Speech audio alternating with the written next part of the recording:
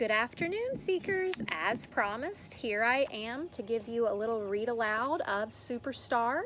We are picking up where we left off yesterday. Yesterday we concluded with Lester coming up with a new hypothesis to his kickball theory. He has decided that the location of where the foot hits the ball determines the type of arc that the ball travels, either a high arc or a low arc or a medium arc. And he hypothesized that the medium arcs were going the farthest, or he concluded that. And now he is trying to confirm that in this next chapter we see here. It is titled The Medium Arc Rule, and I will go ahead and get started with that for you guys. Here we go. We number off, and I'm kicker again today. So I sit on the bench and I watch. Each time someone kicks, I check it against my conclusion. If the kicks are too high or too low, they don't go as far as the kicks that fly in a perfect medium arc. It's like every kick is proving my conclusion. Connor walks up to the plate and waits. When Ricky throws the ball, Connor runs to meet it just like he's supposed to. But when he kicks the ball, the toe of his shoe is way too low and it catches on the edge of home plate. That makes the ball a tiny little arc and it lands on the ground right in front of Ricky. Connor falls on his hands and knees in front of home plate. "What an easy out," Ricky says, and throws the ball to Michael Z. Some of the other kids are laughing, but Connor's still on the ground. He finally gets up and runs off the field. "I'm up. This is it. This is my chance to finally show everyone what I learned in my experiment." I walked up to home plate, then back up a few steps and wait. Ricky throws the ball. When it's halfway to the plate, I run. My foot remembers exactly what it did last night and kicks the ball in the exact right spot, which means that it leaves my foot and flies in a perfect medium arc. But that's not the only thing that leaves my foot. My shoe flies right past Ricky and lands at the edge of the outfield. But the ball keeps going, way, way into the outfield. It finally lands, bounces a few times, and then rolls into the fence. I kicked it to the fence. "Run!" Michael Z yells. "But my shoe! Run!" he screams. So, with only one shoe, I take off toward first. Now, guys, I'm sure we can imagine Lester, who we know likes rules and likes routine and normalcy, is probably not okay with running with one shoe, but he's doing it anyway because he wants it bad enough. So with only one shoe on, I take off towards first. When I get there, the ball is still way out in the field, so I keep going. To second, to third. Lester, Lester, Lester. They're cheering my name. And it's not just the kids waiting to kick, it's the kids on the field too. When I run around third, someone in the outfield is throwing the ball to Ricky, but he doesn't have it yet, which means I don't have to stop. So I keep running straight over home plate. A home run. And it's all because of my kickball experiment. "Oh, yeah! Everyone remember who discovered him, right?" Michael Z yells across the field. "Just 2 weeks of practice, and he already kicks it to the fence." Sydney grabs my shoe from the outfield and throws it to Ricky. He holds it by the toe and shakes it around. The sole is so broken, the whole shoe wiggles back and forth. "You are kicking in this trash?" he says, and throws it at me. "You're just jealous," Connor yells from the dugout. "Jealous?" Ricky laughs. "Have you seen my shoes?" He holds up his foot. He's still wearing those bright red shoes that come up to his ankles, the ones I first saw way back in the library when Ricky was doing his math and I was doing my school research. "No," Connor says, "jealous that you're not the best kicker anymore. Even with those broken shoes, he kicked it all the way to the fence." Ricky looks at me. "It was just one kick." Connor shrugs. "When's the last time you kicked it to the fence, Ricky?" "I can't kick when I'm pitching," says Ricky. "I could pitch," Connor says. "I bet the whole class would love to see you kick." I have a prediction. Do you have a prediction? I bet you do. The kids all cheer again. "I guess I could take a second to kick. To show everyone how it's really done," Ricky says. I grab my shoe off the ground and run back to the dugout to watch. Ricky stands behind home plate exactly where I did. He runs to meet the ball, and when he kicks, it goes almost straight up into the air. The arc is really high, which means his foot was too far under the ball.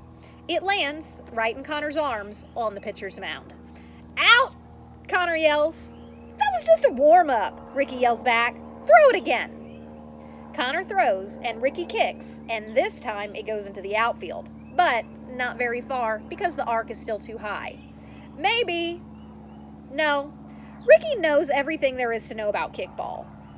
Surely he has to know the medium arc rule. "I thought you were going to kick it to the fence," Connor yells. "Well, I am. I was just showing you what not to do." "Throw it again," Ricky says. Connor throws the ball again, and Ricky kicks again, and it goes really far into the outfield, but not as far as mine. "You're kicking it too high," I say. "What?" he yells back. "You have to kick the ball in a medium arc if you want it to go really far like mine did." I show him with my hand, like Mom showed me last night. Ricky stares at me. Connor stares at me. Everyone's staring at me. It's like no one understands what I'm saying. I did an experiment about it. I grab my lab notebook from the bench and show Ricky the diagram I drew last night of a little foot kicking a ball in the exact right spot. Your foot is too far under the ball. That's why the ball goes really high in the air, but not all the way to the fence. "He's giving you advice, Ricky," Connor says, laughing. "Are you seriously telling me how to kick, muzzle bum?" Ricky yells. "Your foot was in the wrong place. That's why my kick went to the fence and..." "Get off my field!" He grabs my lab notebook and throws it as hard as he can over the fence. "My experiments!" I run to see if it's okay. A bunch of the pages are bent, and it's got grass stains on it, but at least the pages aren't ripped. "You too, Mini Mike," Ricky yells from the field. "But I didn't tell him to say that." "We all remembered who discovered him. You, which means it's your fault he's out here." Michael Z runs off the field and straight over to me. "Are you insane?" "I was just trying to help." By telling Ricky, the best kicker in the class, how to kick. But he can't be the best kicker if he's doing it wrong. Look! I open my lab notebook and show him the diagram, but he slams it closed. "You just don't get it, do you?" "Get what?" "Ricky's always the best at sports. He's even better than Connor. Don't tell Connor I said that, but he is." "Well, I was just trying to help him be even better." Michael Z kicks the grass with his foot. "He called me Mini Mike, Lester. He hasn't called me that in over a year." Ricky yells at someone on the field. He's not just mad at us. He's mad at everyone. Michael Z turns away from me and walks toward the bleachers. "Wait!" I run after him. "Don't follow me, Lester." He holds his hand up like a policeman telling someone to stop. "I'm done." "With what?" "You." Ouch, guys. Oh, that hurt my heart a little bit. Poor Lester. He climbs the bleachers and sits in the last row with his back to me. I sit down on the ground in the same spot my medium-winged airplanes landed when Abby threw them from the top of the curly slide. Science experiments may take a long time to do, and they can be really hard sometimes, but I can always, always, always figure them out. People aren't like science experiments at all. 1 second, they're cheering for you, and the next second, they're saying they're done with you.